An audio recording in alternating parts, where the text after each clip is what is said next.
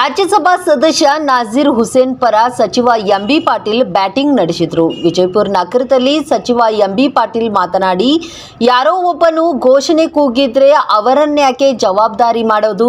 ಯಾರು ಕೂಗಿದ್ದಾರೆ ಅದು ಘೋರ ಅಪರಾಧ. ಯಾರು ಕೂಗಿದ್ದಾರೆ ಅವರನ್ನು ದೇಶದಿಂದ ಗಡೀಪಾರು ಮಾಡಬೇಕು ಎಂದು ಆಗ್ರಹಿಸಿದರು.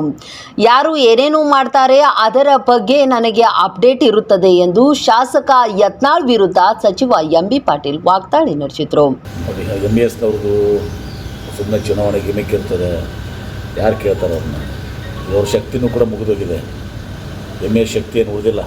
ನೋಡಿದಿರಲ್ಲ, ಎಲ್ಲ ಮೊನ್ನೆ ಇಲ್ಲಿ ನಮ್ಮ ಕಾರ್ಯಕ್ರಮದಲ್ಲಿ ಜತ್ನವರು, ಮನೆ ಲಕ್ಷ್ಮಣ ಸೂರ್ಯದಲ್ಲಿ ಜತ್ತ ಎಲ್ಲ ಸೌಶಲಾಪುರು ಇದೆಲ್ಲ ಜನ ಕರ್ನಾಟಕದ ಬರ್ತೀವಂತಿದ್ದಾರೆ.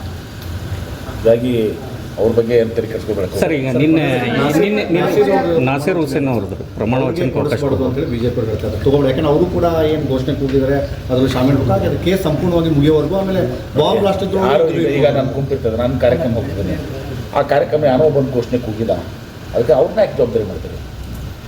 ಸಂಬಂಧ ಇಲ್ಲ.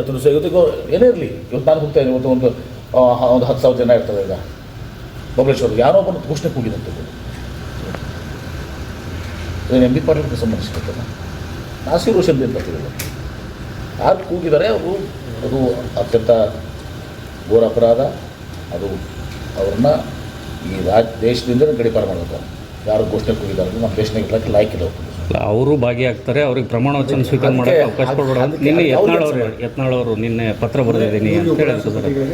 ಯತ್ನಾಳವ್ರು ಯಾವಾಗ ಏನೇನು ಮಾತಾಡಿದ್ರೆ ಎಲ್ಲನೂ ನಮಗೆ ಅದು ಅಪ್ ಟು ಡೇಟ್ ತೆಗಿಬೇಕಾಗ್ತದೆ. ಬೆಳಗ್ಗೆ ಮಧ್ಯಾಹ್ನ ಸಾಯಂಕಾಲ ಪೂರ್ತಿ ಒಂದು ಸಲ ಇಡಬೇಕಾಗ್ತದೆ ಸಲುವಾಗಿ. ಸರ್, ಲೋಕಸಭಾ ಚುನಾವಣೆ ಆಗಿಂದ ಸರ್ಕಾರನೇ ಉಳಿಯೋದಿಲ್ಲ ಅಂತ ನಿನ್ನೆ ಹೇಳಿದ್ದಾರೆ ಸರ್ ಯತ್ನಾಳ್ ಅವರು. ಸರ್ ಹೌದಾ? ಹಾಂ ಸರ್. ಯತ್ನಾಳ್ ಏನು ಭವಿಷ್ಯ ಹೇಳ್ತಾರೆ? ಭವಿಷ್ಯ ಹೇಳ್ತಾರೆ ಅವರು. ಹೇಳ್ರಿ, 135 ಸೀಟ್ ಅದಾವ. ಸರ್ಕಾರ ಉಳಿಸ್ಬೇಕಂದ್ರೆ 55-60 MLA ಉಳ್ಬೇಕು.